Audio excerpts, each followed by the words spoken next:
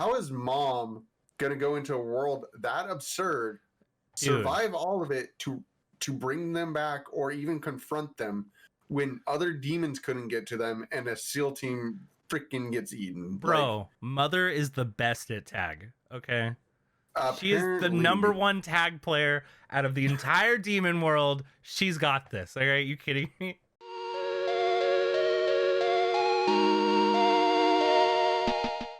How's it going, guys?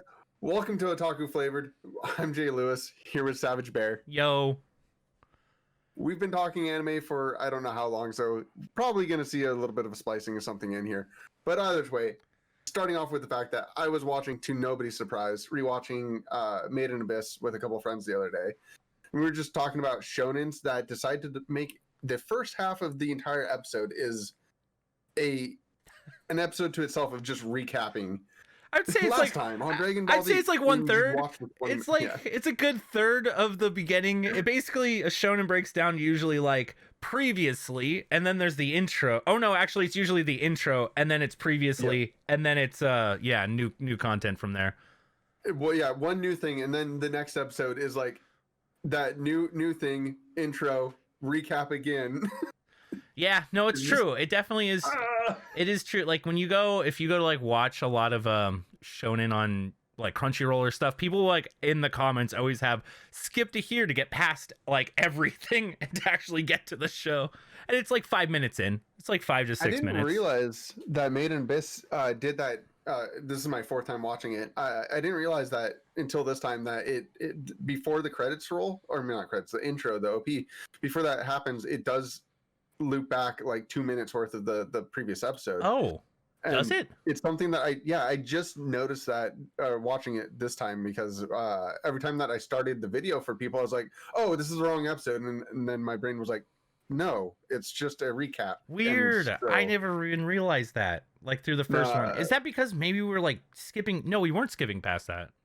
No, I think it's because it's so fluid in the beginning, because it's such a short amount of time. Like it's not even, it's maybe like 30 seconds worth of like recapping. Yeah, okay. It's enough that somebody who's seen it enough times, aka my dumbass, watching it 4 times now, like I've seen enough that so where it just felt like the wrong episode, and everybody else was like, no, it's fine. And it's like, but that's kind of funny.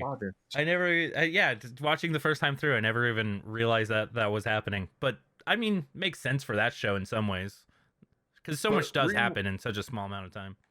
Doesn't it? Oh man, I got a nice good mix of opinions of people who watched it this time. They all liked it, which is a nice thing. I picked people that I thought would like it, but they're also like, it just keeps building the whole time, and they're like, it's more and more questions until it gets to, it's like, yeah, I know, it's nice, it's tension, and they're like, no, I want the answers. It's like, yeah, good luck. Yeah. It'll give you some. It'll definitely give you some. But rewatching it made me realize, like, yes, I love Made in Abyss. I love rewatching it. It's one of the few animes that I do that with. And there's a lot of animes that I do rewatch, like Fully Coolly, I've watched multiple times, and a bunch of other ones. And it made me start thinking about our anime that we talked about when we first started the podcast, when we did our top 10s. And within that, I thought I was like really true and honest. Like, I know my top 3 for sure, which was Spice and Wolf, Fully Coolly, and Made in Abyss are all 3 that I watch all the time. But as I got further into that list, like there's some in there that I've watched maybe a second time or something like that. And then I started to think, like, I rated Mob Psycho so high, and I put it in a top 10. And I think of Mob Psycho as a great anime, but I don't talk to anybody about Mob Psycho. Like, just casually. It's not one that I randomly recommend to people all the time, and it's not one that I've rewatched ever.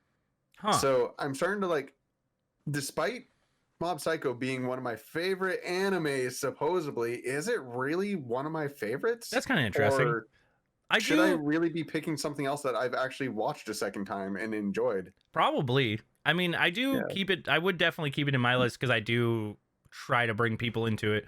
I think it's because, like, I could see having One Punch Man on my list, and it kind of overtook One Punch Man as far as, like, being on my top 10 list. Yeah, I don't think I'd ever put One Punch Man up there myself. I don't know. I like power fantasies, which I've learned more and more about about myself and my anime tastes. Yeah, you recently just started watching Misfits at Demon High School, right? Yeah, which is basically the ultimate power fantasy. That dude, you go into it feeling like, okay, what is this about? And then you slowly but surely are like, oh wait, this guy can never lose. Everything's gonna work out in the end. Anything that possibly could go wrong, he instantly fixes or knows how to fix or whatever it might be. To the point where you're like, anytime it does feel like he's in danger or things are actually going bad whatsoever, you're like, this will be fine. Let's just see how he gets out of this one. Never mind, he's not even like a full years old yet. Yeah, no, straight up. Yeah. It's like, I mean, yeah, that show does something that I've never seen most power fantasies do, which is like One Punch Man kind of does, where it's like, hey, I'm so powerful, I can beat anything in one punch. It's the whole show. And this show kind of takes the whole like, oh, I can defeat everything in one punch, and spices it up a little, because it's like, oh, I can defeat this guy with my heartbeat. Earlier the other day, like, he beats a guy just by blinking at him. Like, it's just, I don't know. There's nothing more powerful than not only does he kill him with a heartbeat, but then he resurrects him to kill him again. Yeah. To resurrect him. It's just like, anybody who takes this show seriously needs to get themselves examined, because they're obviously missing something in their personality. This show is as absurd as possible. Yeah. And I mean, what sold it for me was when we were going through our recap of 2020 and you said he throws a castle, and I was like, all right, well, I got to see if he throws a castle. And I can confirm, you guys, he does throw a castle. So pretty hardcore. Pretty much like, oh, how do I defeat these people who are in said castle? Oh, they have a magical barrier? Well, let me just yeet this castle. All right. Like, pretty good. Definitely pretty good. But it's great, because as absurd as it is, there is still conflict and drama within the series, because despite his power, he still tries, like, he obviously cares about the people around him, and he invests a lot of time in them, and you feel all of the growth and the conflict in the show through him kind of mentoring other people. Like, he could probably solve whatever problems that they're having, but he wants them to grow as people, because he wants people to be better and greater. So you get this really good general buildup, and so all the things you want from a good story is happening around him, which gives really good character growth for all the other people, and you get really good just arcs for everyone. And so there's a rich world around him, and then he's just absurd. Yeah, I definitely think the interesting thing about that show in a lot of ways too is that it doesn't take itself like too seriously, but at the same time, like, how the characters grow and how everything, like what you were just saying, basically it's a strange way that they handle it. They basically are able to weave in like watching him grow as a person, even, which is strange, because you're like, oh, he can do everything, he's so powerful or whatever, but he now this time has a family, and this time has a group of friends around him, where before it seemed like he had his higher ups or like his right hand man or whatever, but like no one necessarily was like a true friend. And as far as being a demon lord, he's a nice guy. It's really weird. When you think demon lord, tackle like racial inequalities during the show, and you're like, how, when, why? Yeah, kind of. Yeah. Yeah, the show has a lot to it. It's really weird for how absurd it is, and yet I don't know. Yeah, I haven't finished it yet, so I don't know how it ends, but so far it does look like it's going towards an interesting wrap up. We'll see though. Yeah. But I definitely want to hear more of your opinion on it when it's done, because it's definitely one of those shows that not a lot of people watch. I don't expect a lot of people to I don't watch. either. But it randomly makes it into like my list of actually good stuff to watch. It's not bad. Yeah. As far as shows that I can understand why most people wouldn't watch it, because after the first few episodes, you're like, okay, well, I don't like this dude, he always wins, sort of thing. I can see not wanting to watch it there. But if you're like me, who, as I said, like, I like One Punch Man, I like shonens, I like most things where my main character is not going to lose, even if it looks like he's going to lose. Yeah, this one does really well at basically making sure you never feel that way, which is kind of nice. It's kind of refreshing. You kind of understand, like, okay, he's gonna be fine in the end. It is weird because they still can kind of pull off like, oh shit, is he actually gonna be okay? But of course he is. Yeah, Anos is always gonna be fine. I don't know where you're at, so I don't want to give spoilers. Yeah. But there's definitely moments where you're like, oh, he's just letting some stuff happen because he wants them to monologue. Basically. Yeah, or it's like over his whole. Yeah, it's like his overarching plot is to allow this to happen. No, I totally agree. Yeah, he's like, I will find out what you're doing by letting you think you're beating me. But, no, straight up. Yeah, it's a crazy fun time. There's a lot of good stuff out there. Although also thinking of things that I think I wish I would have put on my list for things that I do rewatch. I don't know if I put Laid Back Camp on there, but I know that you recently got into Laid Back Camp. If I had actually been watching Laid Back Camp before, like, I don't know, before we made the top 10 list, it might have been on there. Just because, I don't watch a lot of slice of life, usually because I can't really like get into them. But Laid Back Camp's just so damn adorable. And it's literally just about camping, and I watch it and I'm like, oh man, I'm just cozy. Normally I'll watch it before I go to sleep. So I'm like cozied up, which is like basically what they're doing right now because it's winter where they are, and they're like cozied up, like fucking camping. And it's just so adorable. It's just so sweet. Nothing bad feels like it's gonna happen. I don't know if anything like it goes in that direction at all, but it definitely just feels relaxing. Well, there's that part where those two characters die. No, it's just it's definitely not that type of show. Yeah, it doesn't feel like that type of show. It definitely feels like, as far as plot goes, they're camping. All right, there you go. Yep. Like, if you wanted more out of this anime, you're not getting it. Yeah.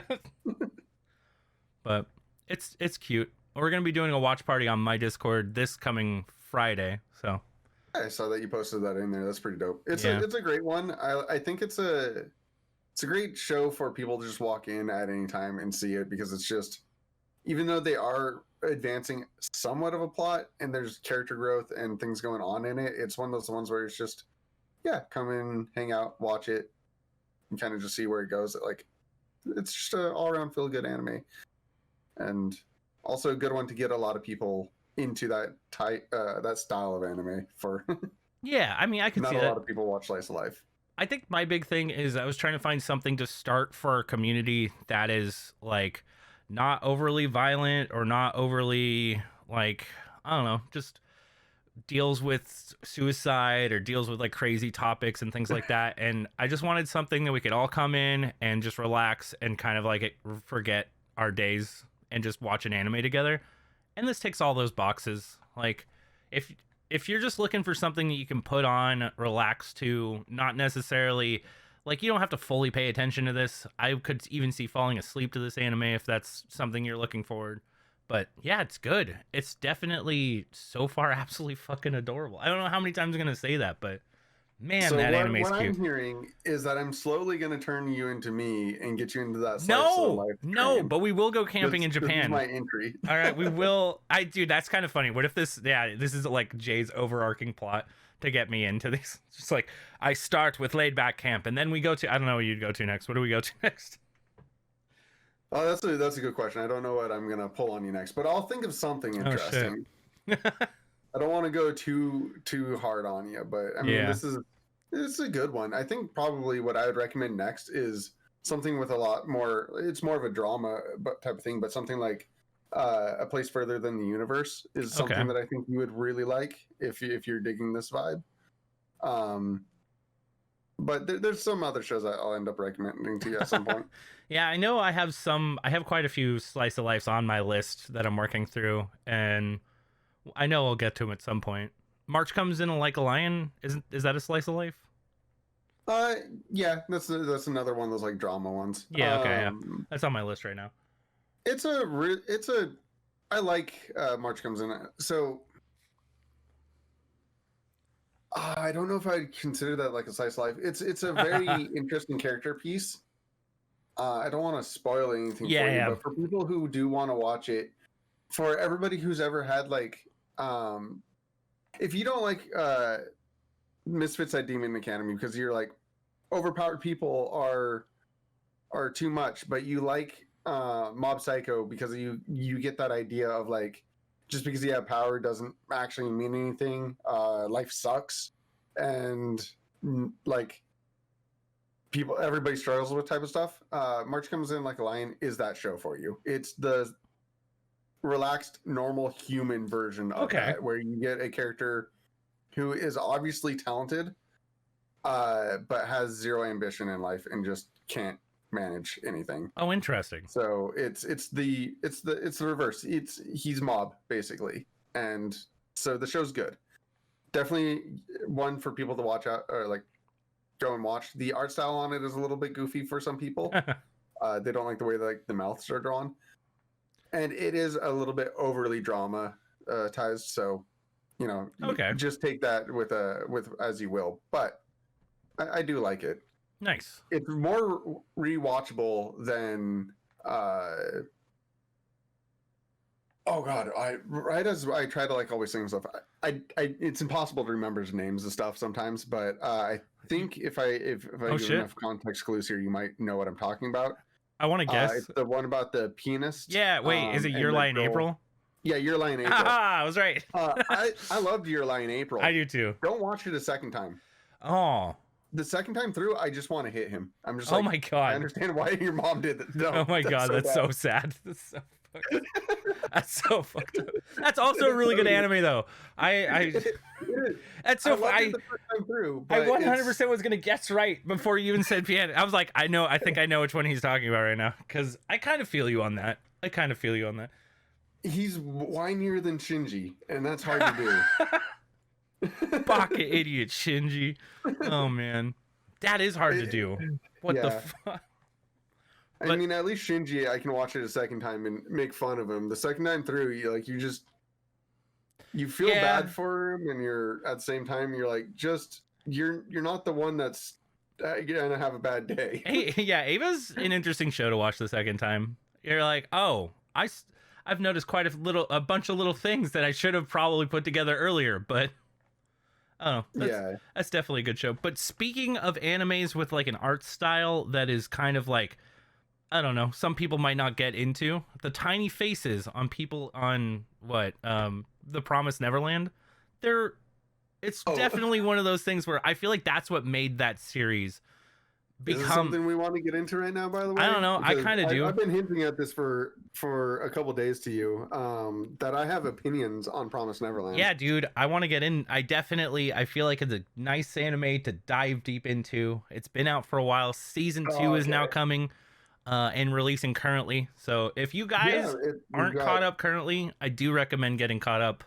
But I think from this point forward, we'll have a discussion about where we are currently and where we'll look like we're going. I know people who have read the manga, they're deeper than we are right now, but that's how everything is. That's the question. I tried to hint at this. I didn't want to like specifically bait you into this because I still want you to have your own opinion. Do you like season 2? I have been enjoying season 2. Yes. You have been enjoying season 2. I have, yeah. For a bit there, I wish I could say the same. It's funny, for a bit there, I didn't know whether or not I would, but there's some stuff that's really intriguing. I actually, especially where we left off this last episode, let's just say spoilers ahead. Let's just go like, all right. Dude, this is hard spoilers. If you guys haven't, to avoid. Yeah, I mean, it's fucked up saying, I've realized for this anime, saying there's a season 2 of Promised Neverland is an instant spoiler. Fucking spoiler. Oh, yeah, really quick. Right before when the series was airing, and I was like, oh, it's gonna be a 12 and done. This is gonna be a great series. I'm gonna love it. I think I would have been 100% happy if it did just end on that last episode. Oh yeah, I could have seen it. But before I saw the last episode, there was a huge Crunchyroll announcement on the front page saying the Promised Neverland gets a season 2, and I was just like, dude. I know. I was explaining this show to someone, and I was like, dude, you should totally watch it. It's really, really good.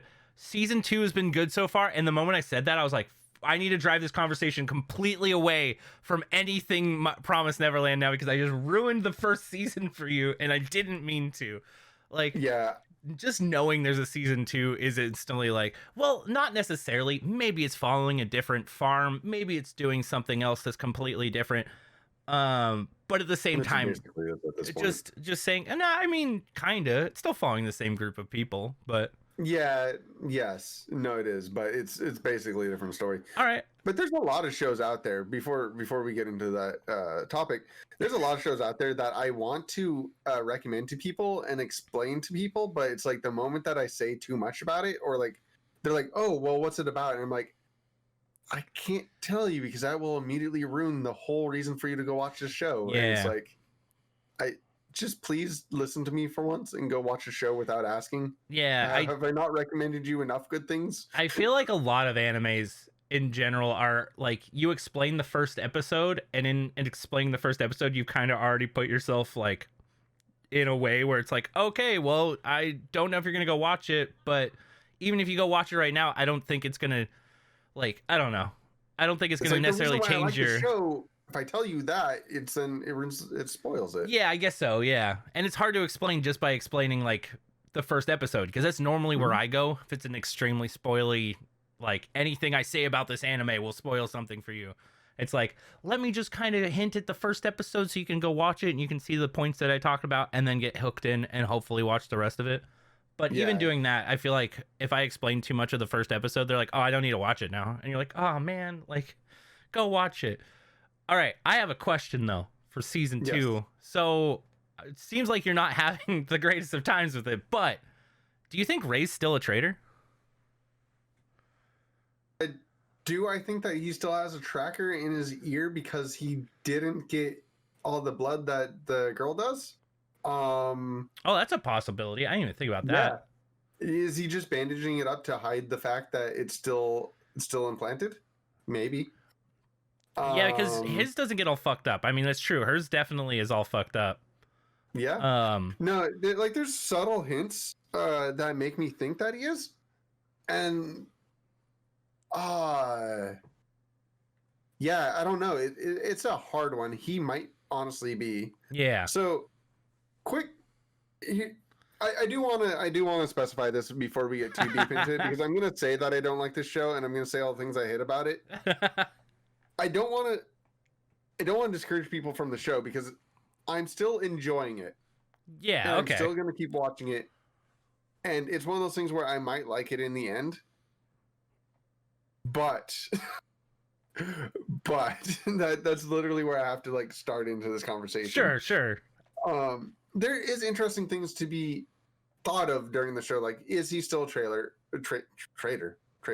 Yes. Yes, he is. 100%. Yeah. He's 100% a trailer. He's a trailer. Tiny face and all. But the way that I was thinking about this show, okay. The first season, a lot of people had complaints about the show, but ultimately didn't care about. And same here with me, where everything just is convenient. The kids randomly are really smart, and everything kind of happens because it needs to happen, and they escape, and the story just feels conveniently plotted. But it was still good enough that we didn't really care because they still had enough like intrigue in it and unanswered questions that we felt justified and still wondering if it was actually going to go down the right way. And it felt good to see the reveal of how they did plot out stuff. And it was one of those things where all that seemed mitigated and it was fine. And it was a good relief.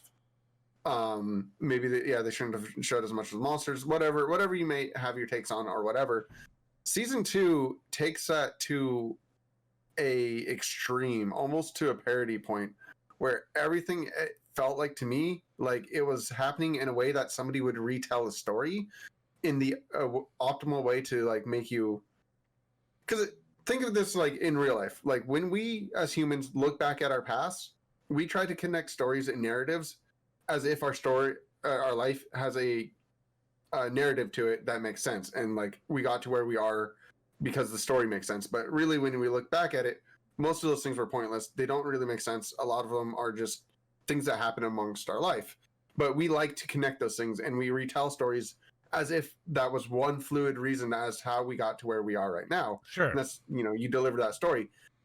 And Promised Neverland season 2, like it feels kind of that way where it's almost like somebody survived at the very end and they're recanting the perfect reason. They're like, yeah, so we were running from this monster, and then the other demons killed the monster, and then we all escaped. And it's almost like he dramatized it to like make the person feel suspense, but it was just conveniently they all escaped, and they met up with this person, and it's just it constantly feels like this narrative being pushed through there where everything's so convenient.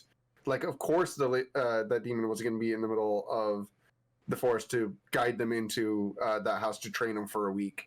Of course, the other dude was going to go pick him up. Like, it just, all of it is just so so easily done. There's nothing conflicting about it. It doesn't, like, part of me was just like, let one of these kids get eaten by a monster really quick. That's kind of interesting. I guess that's one of them get bitten. That's almost like, I mean, not to go back to like Demon Academy, but it's almost in the same vein where everything is happening and it's perfectly working out for them in such a way that you start losing that whole like, oh, am I afraid that any of these kids are going to die?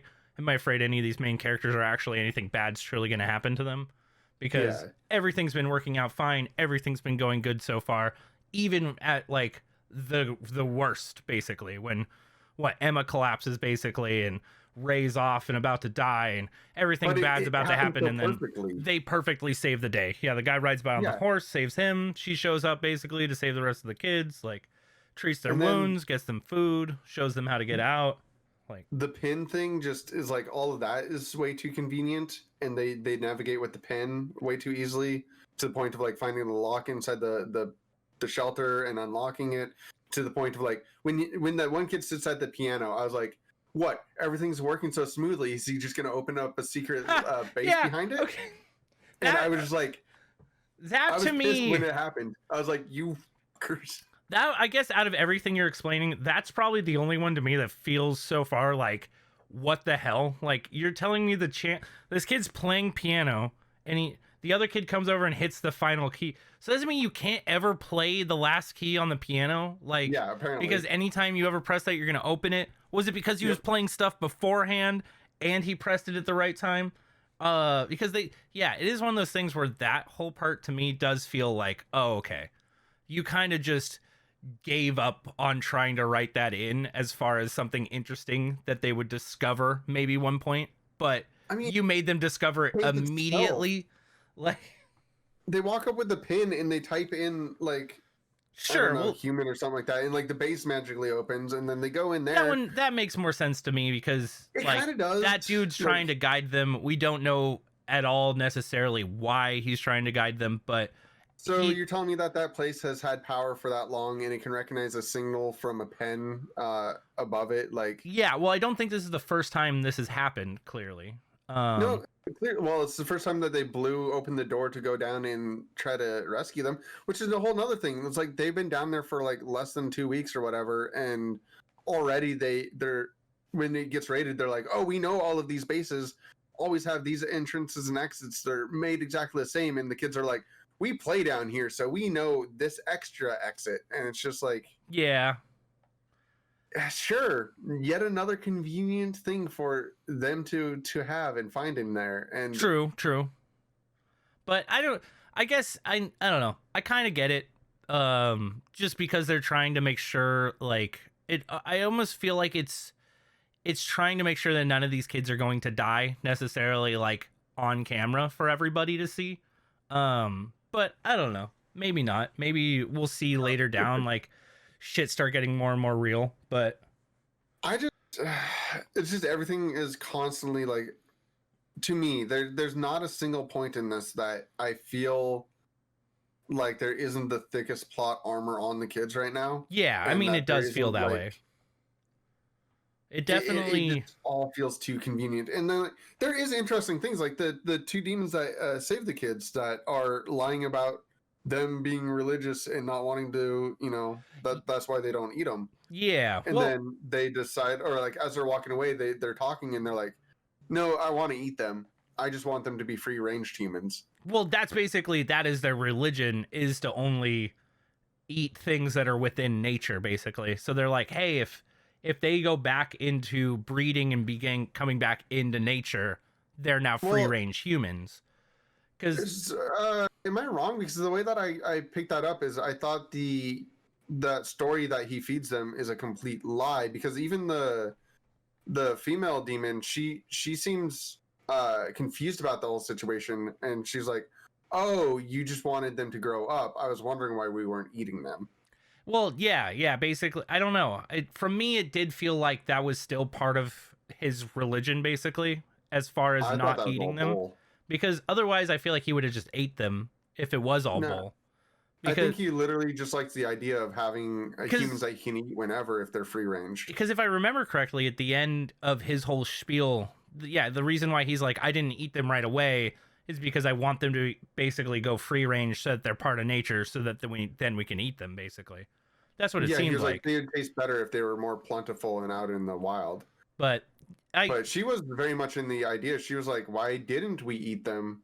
type of thing. So I like it seemed inconsistent, which I guess I so. thought I would didn't make more even sense. I didn't I even don't know. realize necessarily that's where she was coming from with that. But I guess like looking back on it, that could make sense. That basically the only reason why they didn't eat them is because the dude was like, "Hey, don't eat them," and then at the Yeah, end they're like, "Okay, well, they're free. And we made friends with them. Like, why didn't we eat them?" And he's like, "Well, it's because I want them to be free range humans, and then we'll eat them.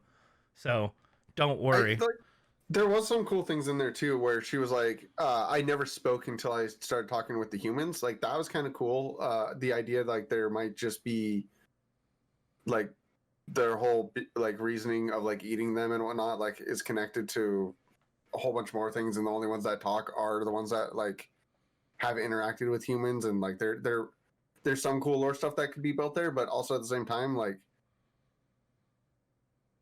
the whole world fell flat for me when they got out into the forest. Hmm. Like it doesn't seem like anything else is really out there. They haven't Yeah. shown us any of the society of these monsters. They just go through the forest and then find a desert and where a giant secret base was built. Yeah, well, the weird thing for me as far as like the demons go is once they escaped, I more expected them to have to deal with demons more, like instead of just escaping through the forest. When so far it really does feel like the demon territory is the farms that are all connected to this one big hub basically or whatever, like that fourth area, and Yeah. that's the demons because so far we haven't really run into any other demon cities. They haven't really talked. They've talked about how there are other farms, but they haven't really done Mhm. it in the context where they're saying there are other farms doesn't explain that there's more cities, there's more going on. Other farms could still imply the other two farms that they haven't necessarily been to. Um, Yeah. and then the thing for me that is interesting was the whole lore of that basically humans were like, oh, yo, here's like some people, basically, eat them. We're going to go live on this other side of wherever the hell they are. And So the other world, yeah, like as long as they're no in a one goes parallel over universe. here, yeah, Yeah. everything's fine. Don't worry. We'll be at peace. And it's I don't know. I think there could have been so much more to do, like more interesting things to go on with that. I do hope Hmm. it kind of comes up later by these kids trying to get in, and that's where the conflict's going to happen, where it's like they Yeah. want to get into the human area and the humans are like, "No, you can't come in here because you're actually already demon treats. And if you come in here then like shit's going to Break break the down." contract or something. Yeah. Yeah. And then we're going to get attacked by demons and then we go back to war. But cuz then you can have the whole side of like people who want that to happen. They're like, "Oh yeah, Yeah. get the kids in. Let's go to war. I've wanted to kill the demons forever." Like, I don't know. See, I thought that was going to be the conflict, but now that they've talked to the mother and said if you retrieve them, we'll release you, makes me think that that's a null and void. Like I'm Yeah. pretty sure that's not ever going to happen. I don't think they were ever going to get a good world building. I think it's literally going to turn into the last half of the arc is mother hunting them down, and then the resolution and conflict between them and mother. Yeah, definitely Uh, it does that's feel what I that. feel like it's going towards, Yeah. Cuz which feels meh. I don't know. It's definitely strange as far as like the first season does such a good job at potentially making this interesting, crazy place, and then just turns it kind of into, oh no, it's exactly what we said. It's just a demon farm, and there's a demon area with demons who make mothers and all that stuff. And yeah, Yeah. I do wish that they had. For me, like, I really wanted them to go into the forest and then break out of the forest, and basically there'd be like a demon society that they kind of have to go into like some underground railroady stuff, almost similar to what they're doing right now, but Mhm. with more threat of like, oh, we're inundated in demon society right now. Like, we got to be careful. But Yeah, but that's not going to happen, I don't think. yeah, If we do run into more humans at some point, I don't know. That's a possibility still, I guess. I guess it is. But I mean, we even learned though that those bases weren't made by humans. Yeah. So it was just a sympathetic demon. Like, it's really weird. Uh like I'm so conflicted about this season. I like all of these things just make me not like it so far. And honestly, it makes me look back at the first season and not like that one right now. Yeah, I mean, I could see this season tainting the first season just because of how much they're explaining. That was like, if you went back and watched the first season now, you're like, oh, well, you already explained this away, kind of. Hmm. But yeah, I think the reason why I'm enjoying it so much is that I'm okay with people having serious plot armor to the point of I know that nothing's going to happen to these characters. Which But this show is it's doing in listed as a spades. drama horror. Like, I want that fear in me in this show, and Yeah, I it's think not there anymore. I do think the first season did a good job on that as far Mhm. as making you afraid for any of these characters. Like when they killed off Norman and that whole sequence went down, I actually thought Norman was going to escape with them. I really 100% thought Yeah, that they were going to initiate their plan and be ready to go with Norman basically. And then when it didn't work out and they took Norman away, I was like, okay, crazy. That actually kind of makes me feel. And then they go into the whole depressive part, and you're like, okay, well, they're never going to escape. This anime is going to end sad. And then they escaped, and I was like, oh, this is still fine. I'm still okay with them escaping. I mean, I didn't expect them to, but no, I'm glad that they got away. Like, I don't know. There's so much to it. Like that. I don't know. I I don't know really, what I expected to come out of the show, but then like the opener of it, it was like them getting chased by that giant epic monster thing, oh yeah, yeah, and that thing destroys the marine dudes that are shooting at it with the guns later. yeah.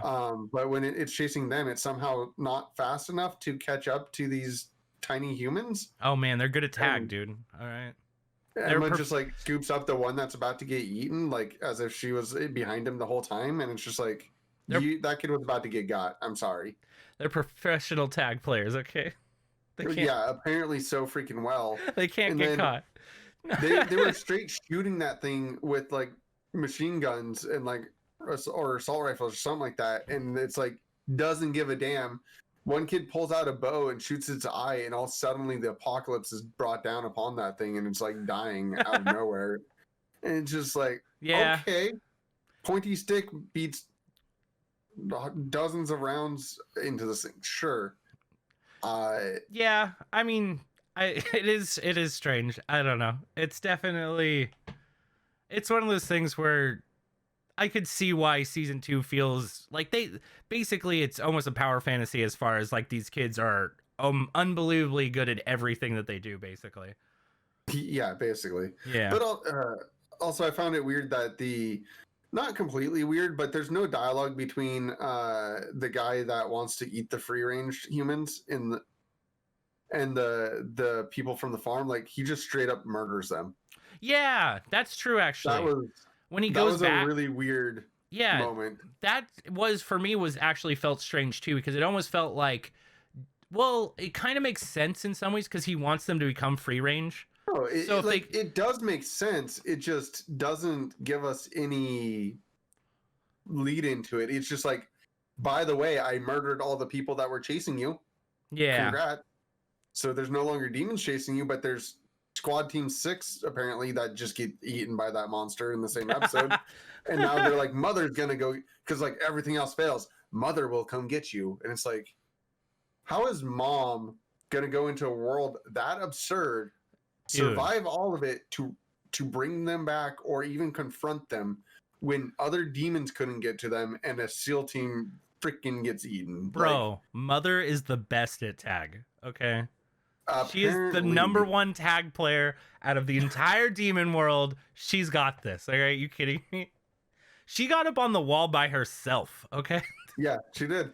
No, it's this really weird thing where it's like the show's still epic. Like the season 2 is pretty dang epic, and it has all this crazy things going to enough to where like I want to watch it and I want to see how it goes because it's still entertaining.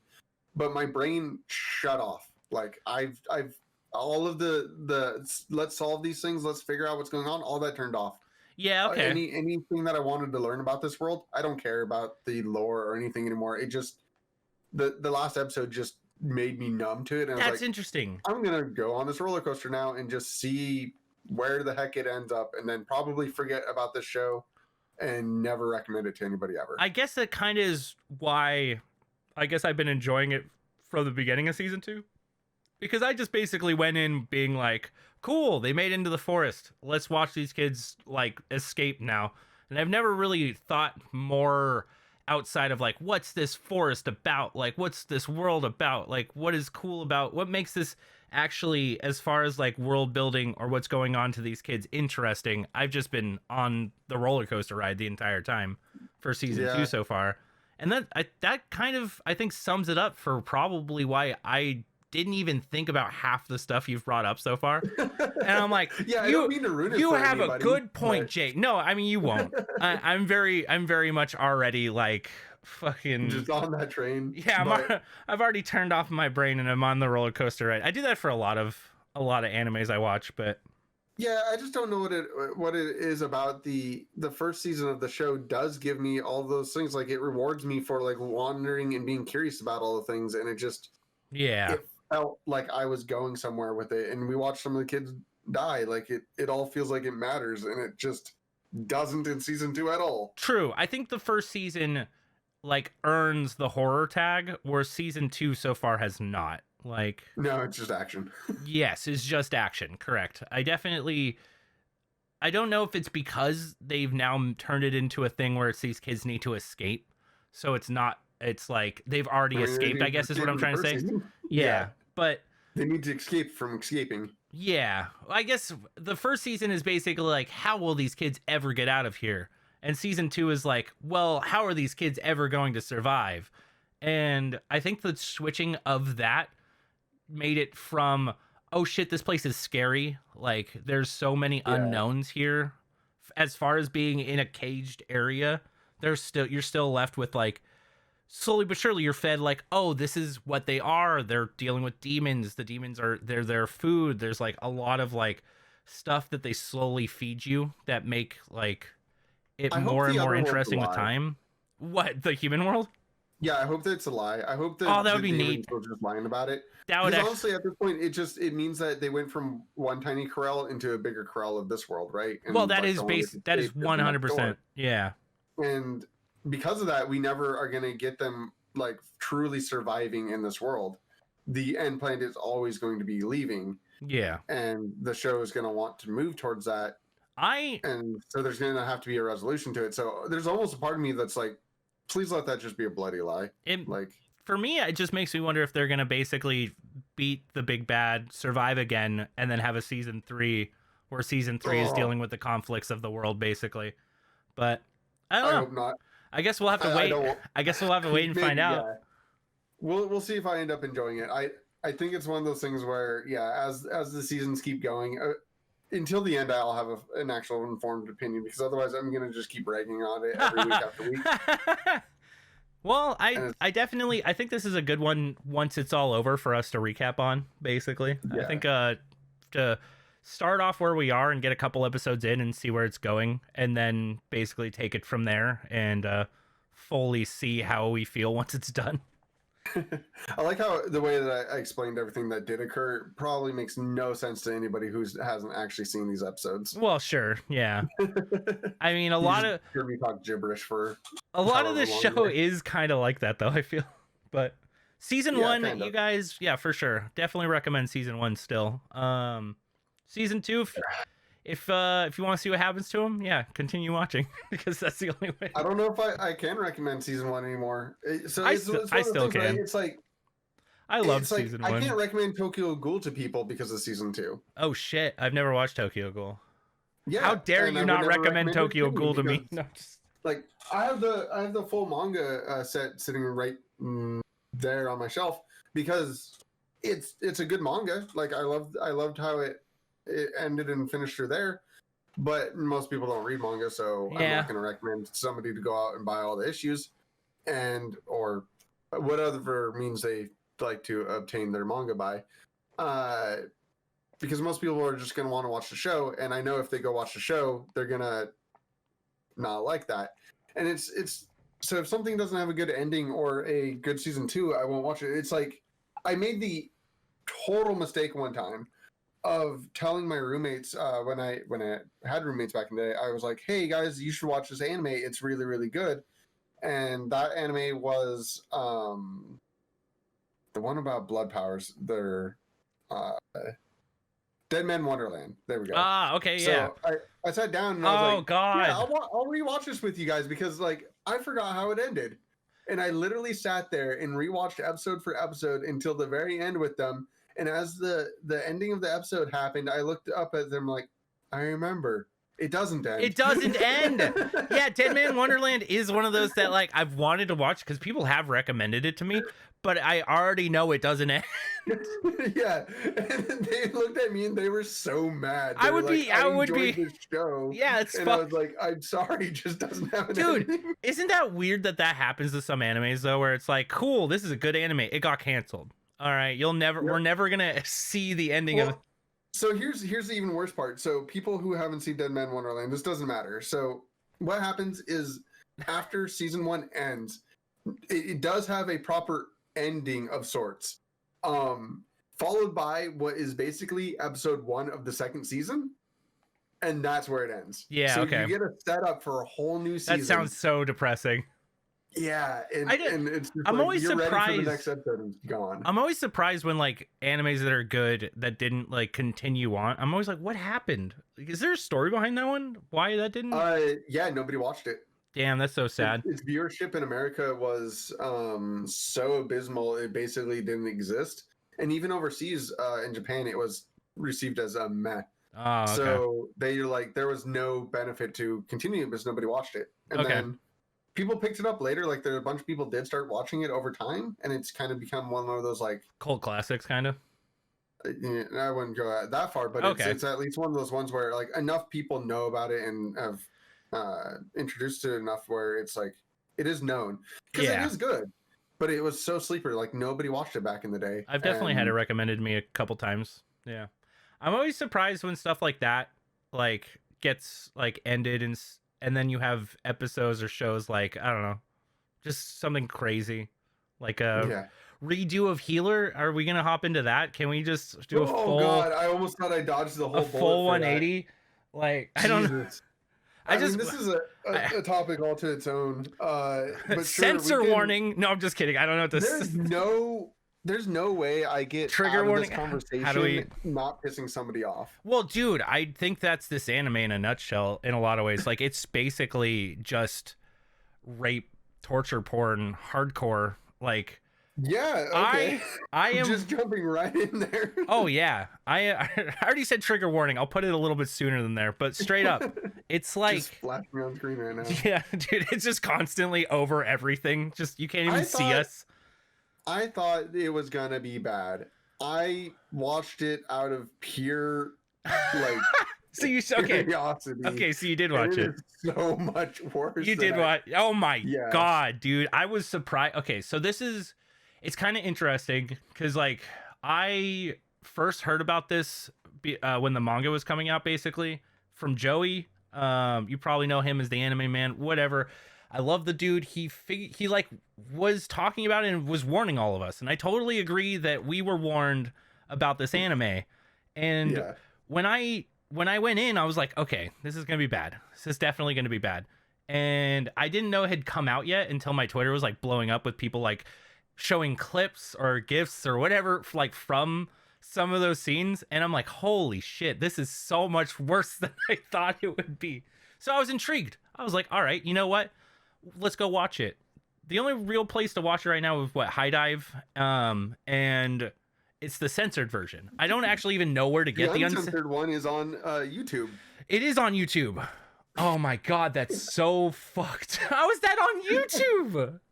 Because YouTube doesn't. If you want to watch something, it's on YouTube. Holy shit! I didn't even think about looking there. But yeah, if you want to watch the censored version, I would probably recommend that over the uncensored version. So you watched the uncensored version?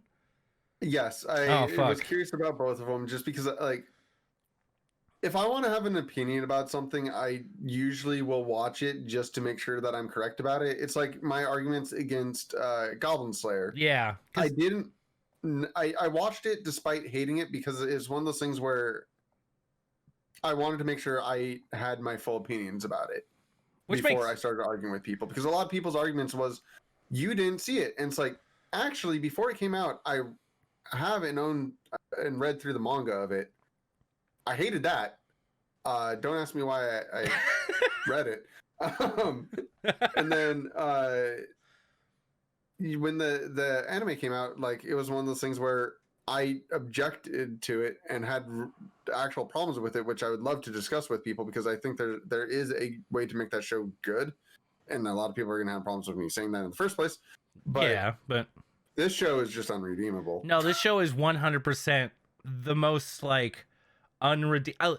I didn't know how as far as it went, because as far as like everything going down, I never read the manga. So I never really expected it to be as brutal or as like, I don't know, triggering as it turned out to actually be. Like, even the censored version is fucked up. Is like, dear God.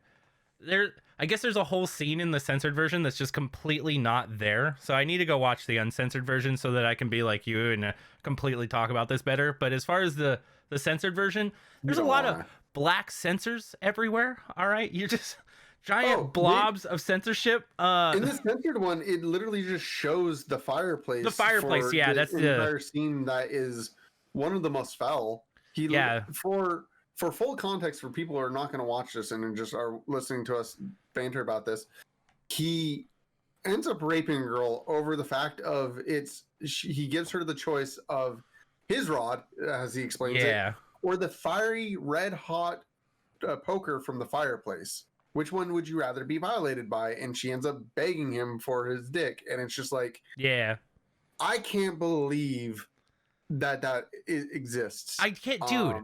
Straight up, that's how I feel. I don't understand who was like, let's make an anime adaptation of this manga. Like, and I'm never going to say that I'm opposed from these storylines existing. No. Yeah. When they are done in a way that makes sense. It's basically a porn. It's a rape porn. Yeah, this is definitely a revenge rape fantasy. Like, 100%. There's no way to get around what this truly is. Like, but it's not done in any sort of way to create a story narrative about it. Although reading the comments on it is a disgusting part of humanity. Oh, dude, yeah, right. It's crazy. I don't know. This anime is crazy because when I first started seeing people actually talking about it, it was the whole like cock slap scene, which is basically right before like the whole rape scene, and everyone was like making fun of it and being like, I can't believe this is an anime. And it's like, dude, you guys don't make light of this fucking situation that's going on. Like, I mean, she did fucked up things to him. I'm not saying like anything. No one's in the right in this anime, basically. I feel like it's 100%. There's a lot of fucked up stuff, but that doesn't mean that what everything happens is okay. Yeah, it's just bad all the way through. It's just bad all the way through, yeah. But if you read the comments, it's just nothing but like this horribly objective word person deserves this, and it's just like a column of vile disgustingness all the way through, and it's just, dude, straight up though, no thought of humanity. It is just pure vomit. I don't know how to better, like, if you want to see the reasons why Twitch shouldn't have banned certain words or why there's labels for things out there, because all those people that you wish didn't exist are in that comment section. Yeah, this show for me is, as I said, I don't understand who was like, you know what, let's turn this into an anime. Like which director or whoever was like, this would be a good idea to take this manga and turn it into an anime. Mainly because if it had dealt with in like actually trying to talk about rape or talk about abuse in a way that makes it not like just a fantasy, basically, because Yeah. this does Just, feel like just a hentai, like, basically, or just going back, yeah, no, just a and that's porn. the thing. It's like it should have been sold as a hentai, and like that's a whole Yes. different discussion that we can have whether or not rape porn is a thing that whatever. I'm not on that horse. Yeah. I don't care. Whatever you want to wax your weasel to, and it's not hurting anybody. And it's fictional cartoon things. Sure. That's a whole separate conversation that Yes. I'm not going to have. But when it comes to something that they're trying to put on on Crunchyroll and things like that, like that's a different discussion. That's those two. I don't. You shouldn't be exactly. putting a porn on YouTube for obvious reasons. Doesn't mean that's not on there. There's tons of porn on YouTube. You're just not going to find it by your normal means of searching on there. But trust me, it's on there. Yeah. Should it be? No, but it's not the same type of thing. It's the same thing like saying, well, they shouldn't have a hardcore porn on Netflix is a better example. Because that's not the place where you want your kids to randomly stumble into a hardcore porn. It's just not where you want that. You want it on a porn site. No, exactly. So it's but- like having it on like a Crunchyroll or High Dive, but yeah. Yeah, these stories can exist, like, and also just alluding to it can be 10 times more horrifying for somebody who actually wants to think about it, but still enjoyable for everybody else who doesn't. A perfect example is season 1 of The Promised Neverland.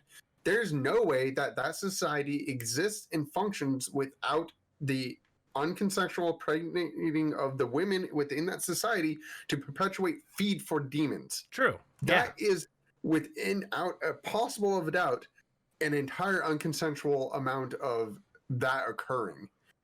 And there's a whole lot of terribleness that exists within that world of things that isn't exactly like, it's undeniable that it's there, but it's not glorified in any sort of scene that like exemplifies it. Like, we don't have to watch that occur because it's inferred. Yeah. There's no denying that has to be how that happens.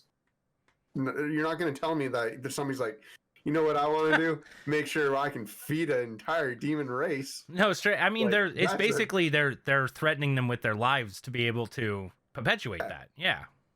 Yeah, that's a whole line of screwed. Yeah. So to say that those storylines can't exist or those things can't occur, of course, I'm okay with those things being told because those are worthy stories. Like there's things out there. It's like the same people who would objectify to like a murder in a show. Like, no, those things should exist for certain reasons. Those are part of human psychology. There's things out there. There's reasons to explore. There's philosophy behind it. There's a million different reasons, and a lot of people might not even dig that deep into those shows. Like, a lot of people wouldn't think about that. Yeah.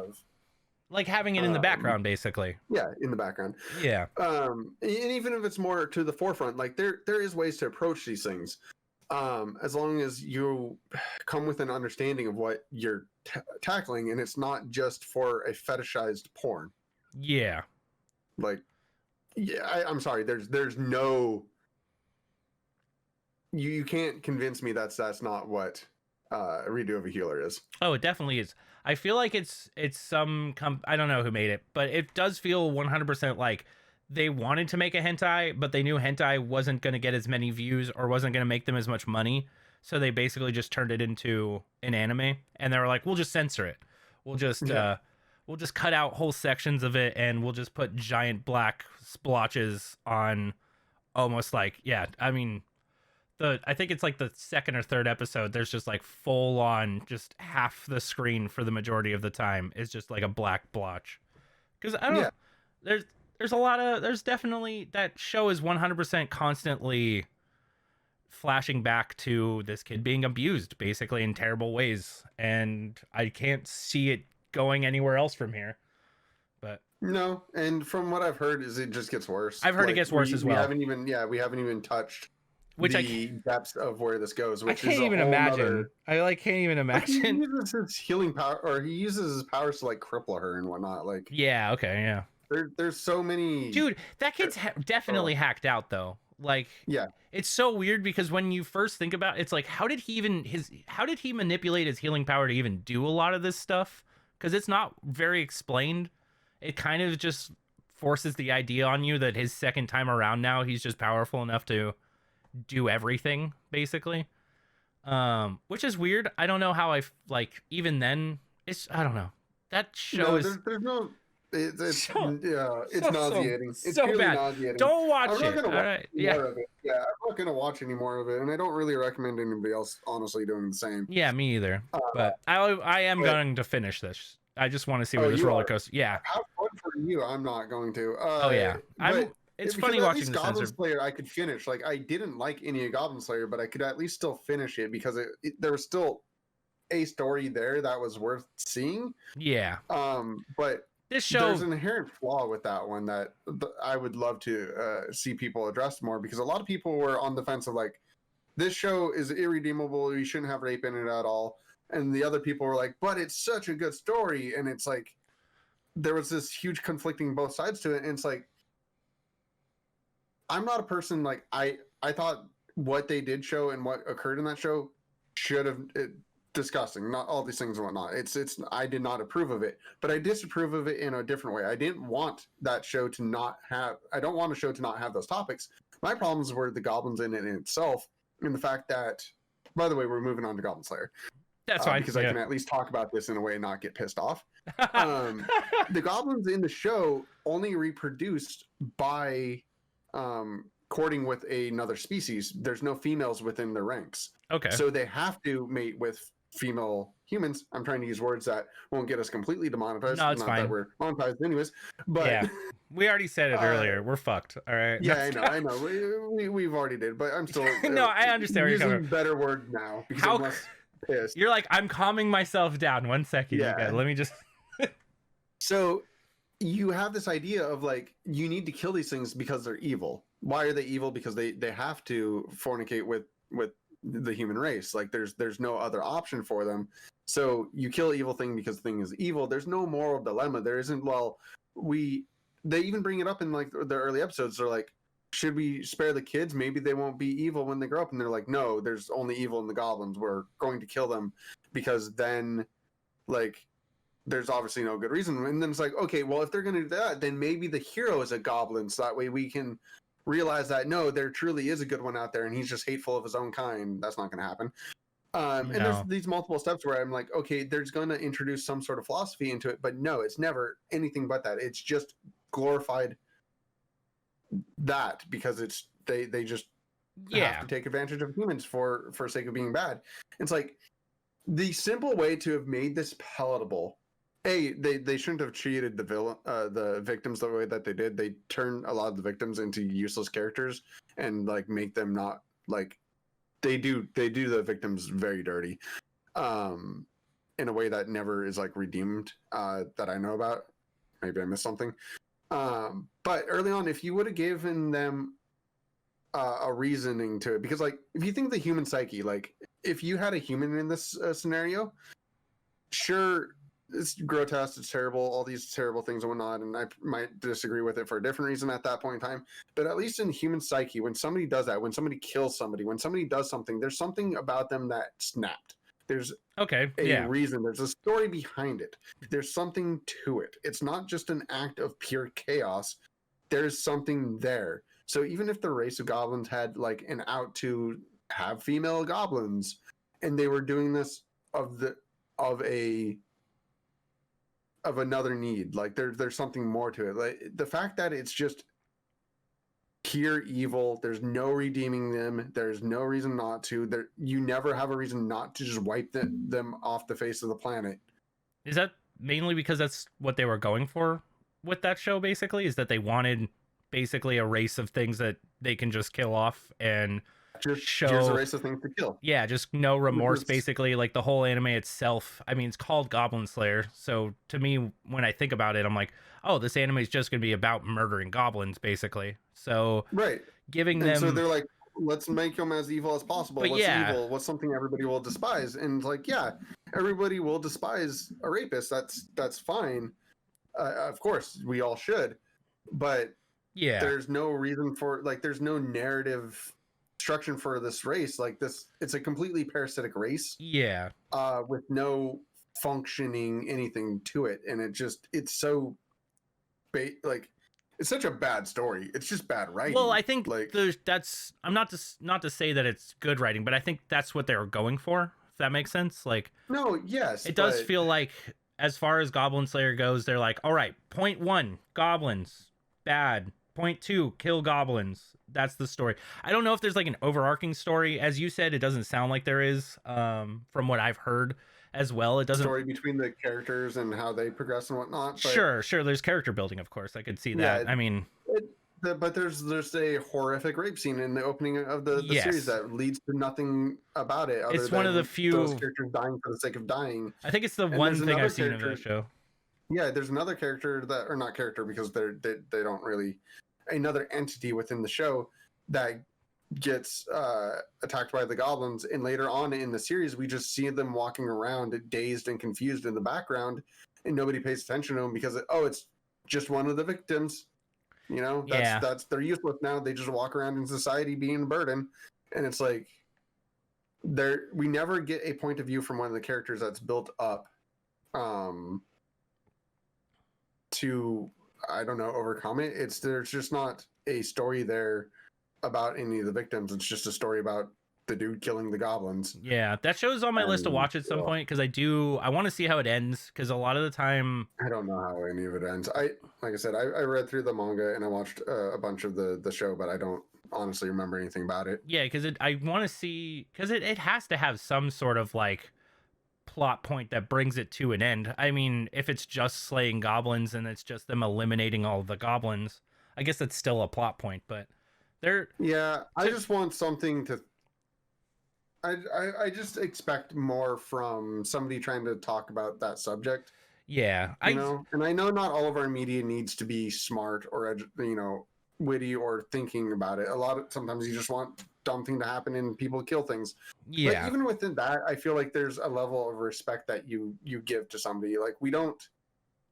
I think that's the issue with dealing with sensitive topics like this, where you're talking about something that is really harmful to like a person's psyche or to like someone who's been through that, and then to trivialize that as either like what you were saying, like making them an off-brand character that now isn't important after said thing happened or anything like that. Yeah, even if your show is about like brutal violence or whatever it might be, to not take this like time of day to actually put what you're talking about into a better, like not a better light, but to be able to like shine some sort of like, I don't know, like knowledge on, like make people learn from it instead of just being like, oh no, this person's now useless. That's like almost perpetuating the whole issue.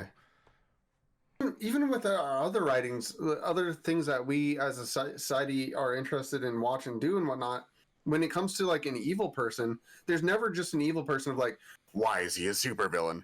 Because he kills some people. Like that's not the narrative. That's not why we watch them. Like Sure. we never just watch a robot killing people. Like that's not the pure story arc that we go through. And if we do, it's like people that are directly involved with it, so that we have a personal connection to the people that are being attacked. Or there's usually like something there that we're really driving towards. Usually it's not just pure gore. Like some of those do exist, but very few and far between do people watch those. And I think that's the thing, is that like these like Goblin Slayer or Redo of a Healer or all of these are basically oriented towards that person who wants to either turn off their brain and just watch violence or just watch this type of thing and doesn't necessarily, they're not like looking for plot points, they're not looking for like redeemable characters or whatever it might be, that's in whatever media you're watching. I think it is like designed for those people, which makes it for like me, where I'm like, okay, well, you have an evil villain who is just evil for the sake of being evil, basically. Like, cool. I can see being okay with it in certain aspects, but once you start getting to like triggering subjects and stuff like that, I definitely think you need to not just turn off everything and be like, oh yeah, this person's evil for the sake of being evil, and we're gonna show him doing these terrible evil things and never explain why this person's evil or make you feel anything for said characters. Or they're trying to explain why he's evil in Redo of a Hero and whatnot, but it's oh still yeah, it's just yeah, it's like the whole point of it. And, well, and like Goblin Slayer, they're like those things do exist. Like they are trying to like explain it away, but it's just one of those things like, how many times would you watch a film where somebody just goes through and kills people, like, and that was the whole like emphasis of it? yeah. I mean, I'm pretty sure you're gonna watch that maybe once or twice. yeah, without any sort of plot points or anything like that. Yeah. Yeah. People already get mad when they're like, oh, this very thought out movie is just similar to the last superhero movie that I watched. And it's like, but there was like actual substance to it. I get it. It's kind of funny because I was trying to think of something that I've watched multiple times that is basically just almost killing for the sake of killing. And the first thing that came to mind was Battle Royale. Because I really do enjoy that movie. But that movie, when it really boils down, it's just throw people on an island, have them kill each other till the last one left, basically. Like, there's not a lot of... But at least it's from, like, the point of view of somebody trying to survive that situation. There it is. Yeah, sure. So it's not just one person who's out there killing people for no reason. Agreed. It's not following the kid that is out there just killing for no reason. It basically follows every other character. But yeah.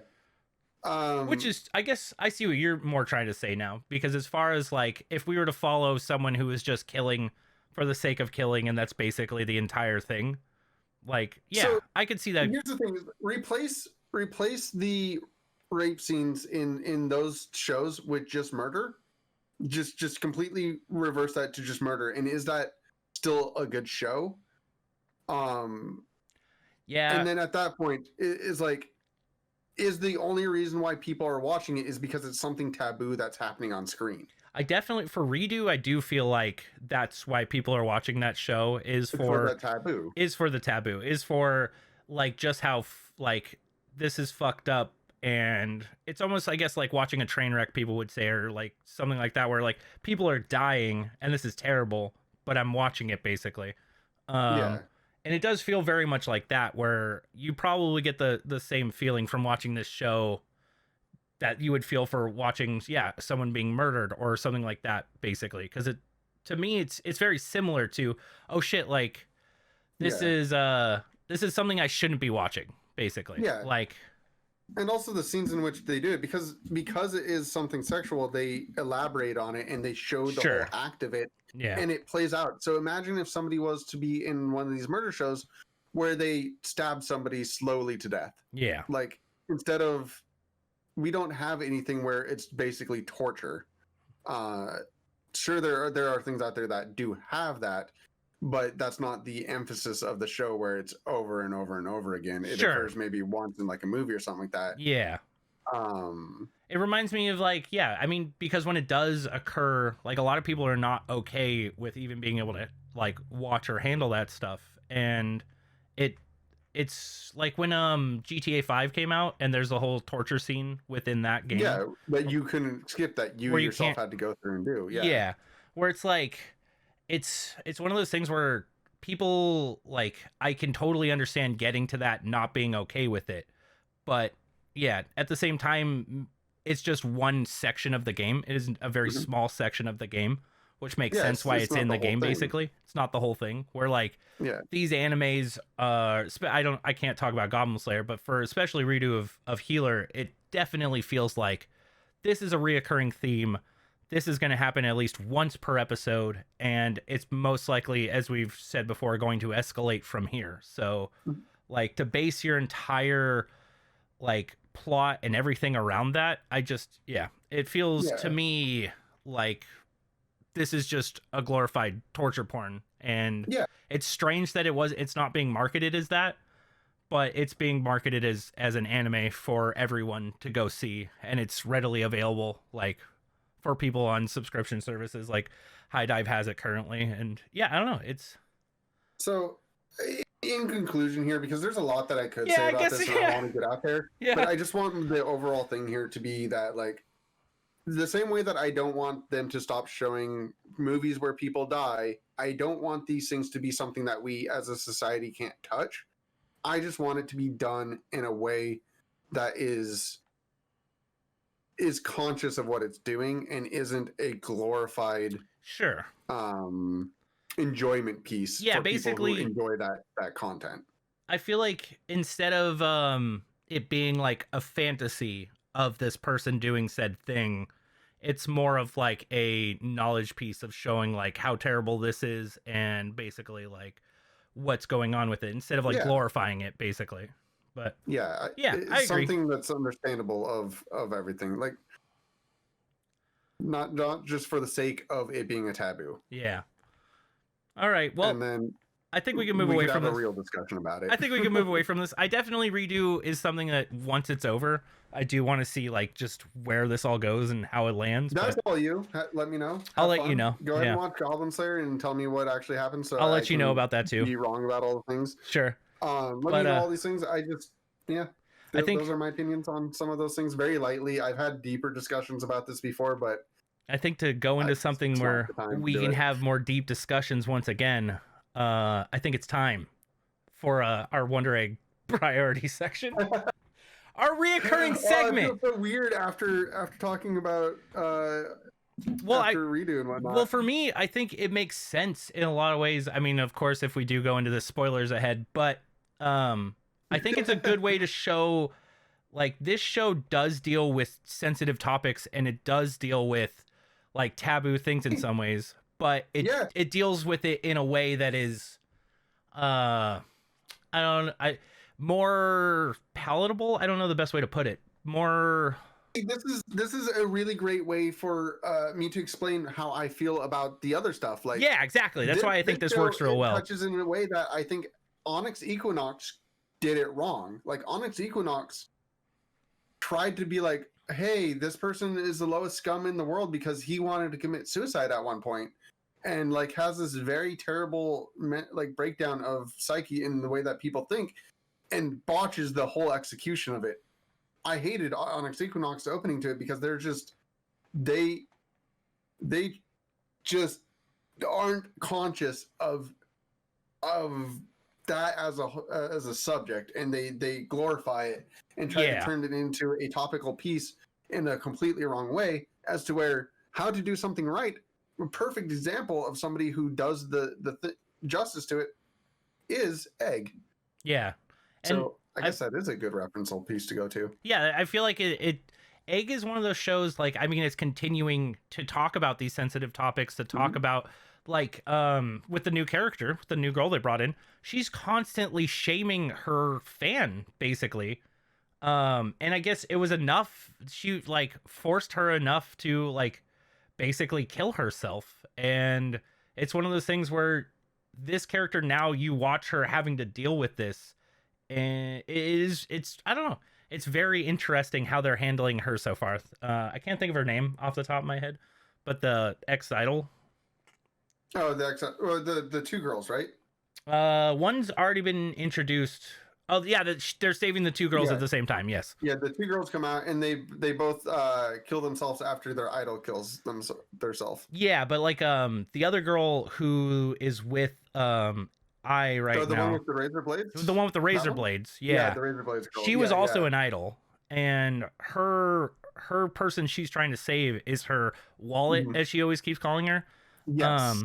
And the girl that I really love that story arc, by the way. Me too. Like, I definitely. That's such a good. Yeah. It's really interesting because she's like really forceful to move into AI's life. I'm just gonna call her AI, but just I is it just name. I? Okay. Yeah, I Hito. So like moving into Ai's life, like it's like she's very forceful. She like completely comes in the exact opposite of the other character they've introduced so far. And that contrast was really, really neat. I really, really liked seeing like just how sheer difference these two characters can be. But well, it's you almost get the sense that she's at a very unsustainable velocity, and she's very unhealthy in her approach, and what she's doing is very toxic. Oh yeah, and it's something that can't sustain, which is why the cliffhanger of that episode is so well poetic. Like, there's obviously a shift that has to change this character. They're going down a self-destructive like lunge, like they're gonna hit like a rock bottom, and before they can get there, they might just be dead. yeah. I don't think they're going to be, but it's one of those things where like this is obviously that moment where they have to change, because for all intents and purposes they've are probably going to appear to the outside world, if they do survive, as if they attempted to kill themselves. Like, this is that character's rock bottom. And there's that unsustainable path is a gnarly one to watch. I've definitely really enjoyed them showing off them synchronizing as well. Like, basically they fall asleep next to each other and they go into one of the two worlds, and they go into the other girl's world, and I basically is like, what the hell? Like, why aren't we in my world? And like the God Speaker dude, I don't know what to call. I can't remember their names. But he's basically like, well, she's more passionate about her friend than you are, basically. She's like, what the hell? No way. She keeps making fun of her. She keeps calls her a wallet. keeps being terrible. And it's like, just because she's doing that doesn't mean that she doesn't care about this person more than you clearly do.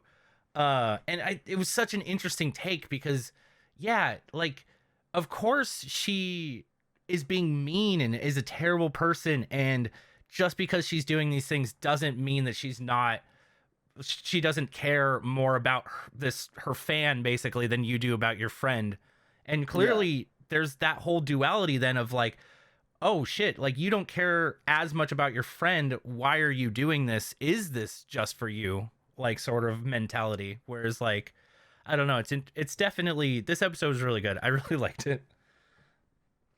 I was talking with another person about this show, and we kind of came to a good conclusion, or a thought process, where the show might be honestly focusing around the idea that it's not the ones that are in the eggs that honestly need the help, and it's going to be a revelation for the characters realizing that they have their really deep issues to work through.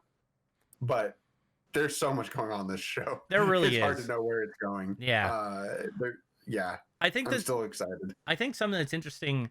So, do you think when they save somebody, right?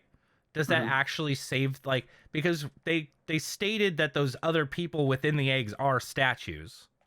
They basically hinted at that. I don't remember if they directly stated that or if they were just hinting at that. I don't know exactly what it is. I mean, they've all obviously met their ends through some sort of reasoning, and I want to think that they obviously is like, this is how you help them pass on, but well, that's what made me believe that the reason why you would get more eggs, and the reason why he's like, I can't tell you how many people it'll take to save your friend, is because she has to save her friend. So, like, basically she's going through this egg machine to find her friend who's within the egg, and then once she's able to save her, she'll bring her back to life. I know. I don't think they're coming back to life. I don't either. No. I'm pretty sure this is going to be a very sad anime. I definitely, I'm almost 100% positive that she's going to go through all of this effort and everything is going to go down, and yet no payoff. As far as, well, the payoff will be that I think she'll be more understanding of, like, it'll be sad, but I think she'll come to the conclusion of, like, oh, like, I need to, like, love you and admire you, or whatever it might be. You're still my friend, but, like, I need to close this part of me now, basically. But we're gonna need God. that resolution for herself, and coming to terms with what happened, accept her mother's choice in the guy that she's around or whatever. Like, there's so many little conflicts that we're gonna have to see resolved for her and all the other characters as well. And we still haven't gotten introduced to the last character, because sorry, I started paying attention really well to the intros Oh, to and the intro? outros Yeah, and yeah, the yeah. covers. As soon as like we, especially as we got this new character, Yeah. well, heavily introduced into it, and there's that boy that's on the front cover of the anime when you're looking at the jacket. And it's like, okay, so we still even have him to be introduced soon. Yeah, most likely soon. Yeah. Anime intros, I think we can talk about this at some other point, but like it's funny how often if you pay attention in the intro, there'll be stuff that's like completely spoiled down the line of like either characters they're going to introduce or things that are going to happen. And I mean, it in this show it's no different. I mean, of course, when you're doing an intro for a show and things like that, you got to show off all the characters and stuff like that, but at the same time, yeah, it does feel like they're going to be introducing someone new. Because when in the intro, when you see her, I can't remember if you see her on the no, you see someone else on the subway too, so I think there might even be another girl that they're going to introduce. I don't Maybe. remember if she's prominent enough in the intro to maybe become a main character or like a part of the gang, but we'll see. Do you think we're gonna lose any of the characters? I don't think so. I don't necessarily think we do. I think we'll know whether or not what happens to the current girl with the razor blades. Depending on how that pans out, I think we'll tell whether or not we lose a character throughout this. Sure, I could see that. I think that at the end of this, it's going to become her friend group. Basically, is how I feel. Yeah. Is it's like they're gonna all bond over the trauma of trying to get people back, basically, and whether or not they actually do get people back, I guess that's my big question up in the air. Because part of me wants to think that they're going that route because there's enough of them that feel like that's going to happen. But so how would that even happen? Do they resurrect in a grave all of a sudden? And they're like zombies? Like, there's so much to this. There's no way they're coming No, back. there's no way. There's no way. But I have a dilemma for you. Okay. So obviously all these girls can get injured and are in threatening of their existence within the stream world. How long until one of these girls actually dies and they don't save them? And what happens to them then? I see what you're saying. Like not saving one of... I could see that happening. I do wonder what happens when that happens. Because clearly that is more likely to happen than a main character dying, I feel. Even though this time a main character almost died. Or, well, I guess we'll find out, but... Yeah, we still don't know. Cliffhanger still pending. It's... Yeah. Because I agree. I guess this will explain whether or not we can lose the other characters, but... I think personally, I think they disappear as an egg. Like, I think it's basically over for that person. Like, whatever's person's statue they have in their other world basically is forever a statue. And I keep coming back. I actually think they won't come back in the real world, right? But whatever this dream world is or whatever, where their statue is that they can keep coming back to, I think they'll exist in that world still, basically. So it's not like they'll be resurrected into the real world, but like at night or whenever they're asleep or passed out, they'll still be able to hang with whoever friend basically they wanted to save as their statue. I was just imagining that it allows them to pass on from the purgatory or hell that they're stuck in, which is a possibility as well. Yeah. Because clearly being a statue forever probably would suck, but it makes me also wonder if let's say I save someone because if what I'm thinking is right, where the people they're saving are other people's statues, basically, if you save that person, what happens to that person's statue? Like, what if someone saves her statue in like, there's so much to this anime that's like, wait, where are we going with this? And how is this? I don't even know if the statues are necessarily as tied into it as you think they are, but maybe they are. Yeah, I don't know either. I keep coming back to it because this last episode really kind of hit home with showing another person's statue basically, and like talking about how like, oh, your palms are more sweaty now, basically, which was like a trait she had. Then in the previous episode, I had rewatched the first episode with some people, and the first statue cries, and she like it basically has the feeling that over time they will become less statuey. I don't know, but interesting. I do want to know, by the way, who the hell would commission a statue on top of the building that somebody jumped from. Yeah, That's some dark things right there. That's a good point. Like the other one's in like a field of flowers, and we don't know where the other girls is. But like, yeah, she's on the side of the building. Can you imagine going to school every day and seeing the statue for your friend from where they jumped from? Yeah, like that's some dark shit. I don't think that's. I don't think her real high school has. How brutal would that be, though? She has to be like reminded every day going to school. Day. That would explain why she doesn't go to school, if that is true. Right? I wouldn't want to go to school anymore. Jumped every day. I mean, that's just so brutal. I mean, I get having a memorial, but not where they jumped off from. Yeah, it's pretty dark. This show really is. Wouldn't put it past this show right now, though. It was weird. I was trying to recommend this to some people today, and I was like, how do I explain this show? Because it's weird. I don't want to just be like, yeah, you should watch this show, because at some points it is really deep and deals with some triggering stuff that if I don't know you 100% and I'm trying to recommend Wonder Egg to you, I'm like, wait a second, like maybe you've be a negative experience. Yeah, exactly. Maybe you've dealt with something like this, like had a friend commit suicide or whatever it might be, and you're like, oh shit, like this is bringing up memories for me that I don't want to deal with. So this definitely is one of the shows that I'm like, damn dude, I wish everyone could watch this, but at the same time I'm a little hesitant to like recommend it to randoms. But no, for sure, I still did. I just but yeah.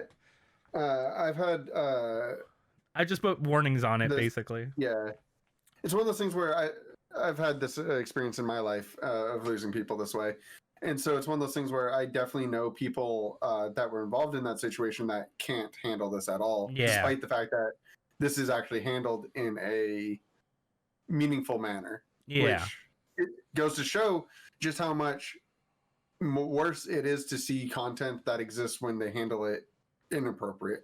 Yeah, I feel like this, it's really interesting because this is a show that has suicide at the very forefront of the series, and it is a huge plot point, and yet it doesn't trivialize it by just using it as a plot point or as a story beat, basically.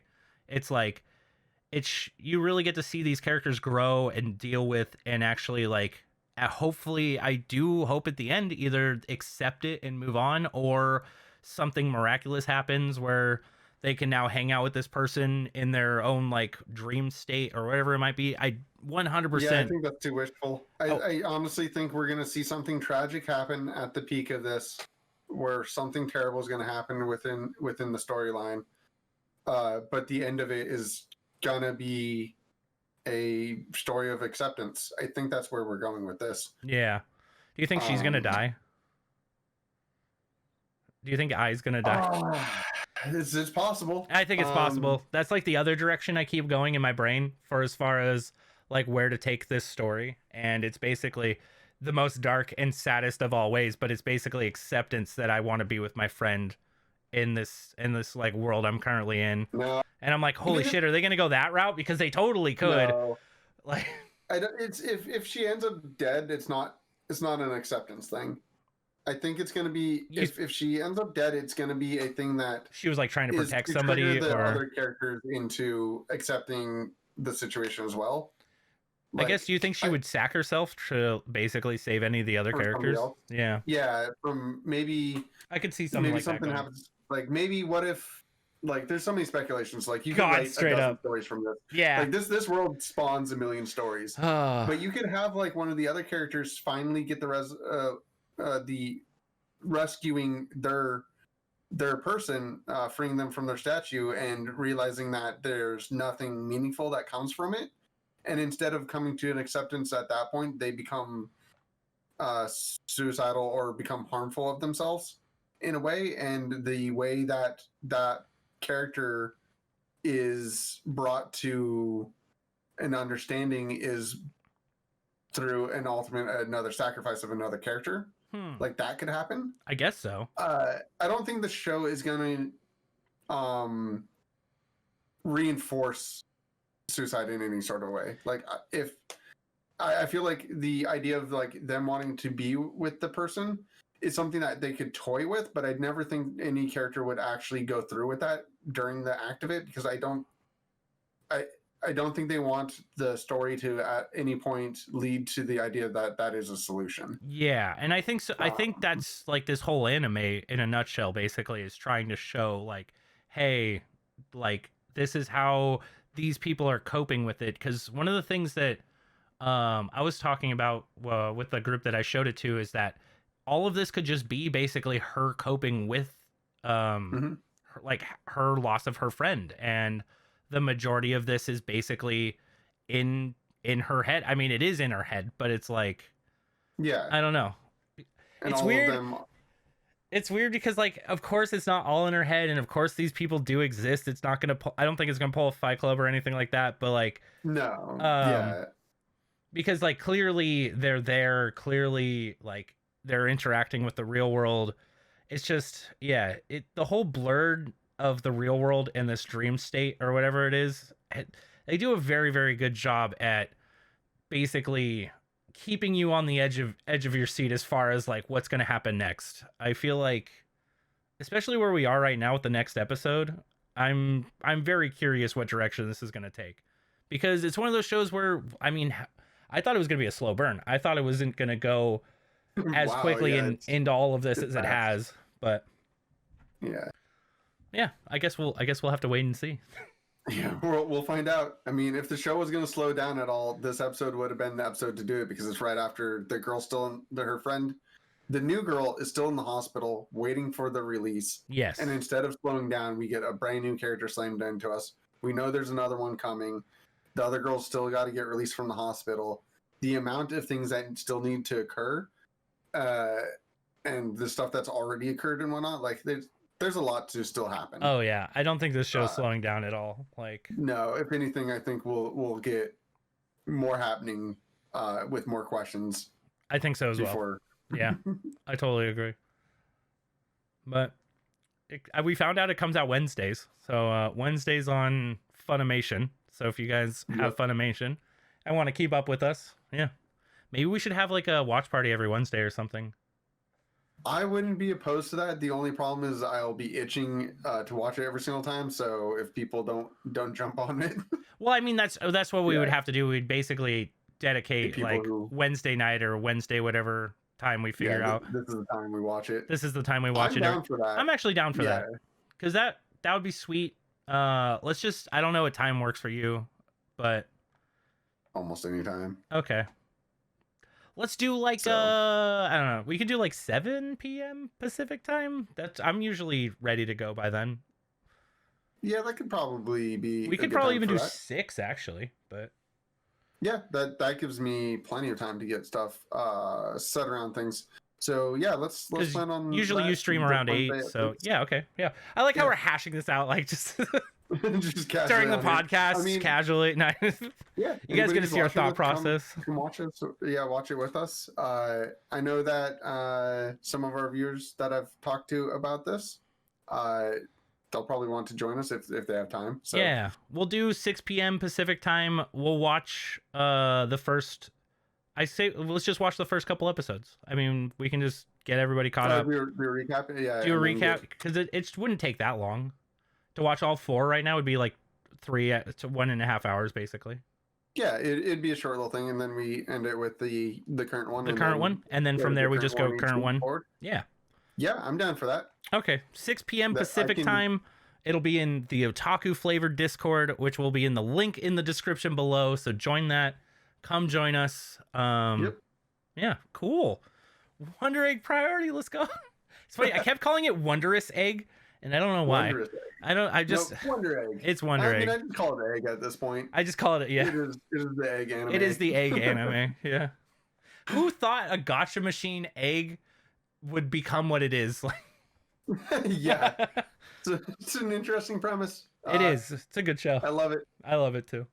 It's my choose for 2021 right now, but yeah, if something else tops this, I will be surprised. Yeah, me too. The winter season is usually the season where the thing that I'm most psyched about usually drops anyways. So it's very rarely do I find something in the other seasons that is so good that it surpasses something I've seen in the winter. Yeah, I could see that. This show is kind of out of nowhere too. I've been trying to find people talking about it, and I haven't seen a lot of people talking about it anywhere. So They're sleeping on it. it is very much a so sleeper hit. good. So Oh, I love go it. spread the word. All right, Yeah, Wonder Egg Priority. Come on. We should just straight up, once this is out, do a review on it. So Oh yeah, no, that'd be cool. If I was gonna start a review on something, this would probably be I think this would be a good one too. Yeah, something we both can get behind. So all right, you guys. I don't know if you want to end here. No, I think that we've said a lot of what we want to say. I think this is a great space for us to be like, hey guys, we'll see you hopefully on Wednesday. If not, we'll see you during the next episode, guys. Thanks for watching. Take care, everybody. I'll see you guys next time. Bye, you guys.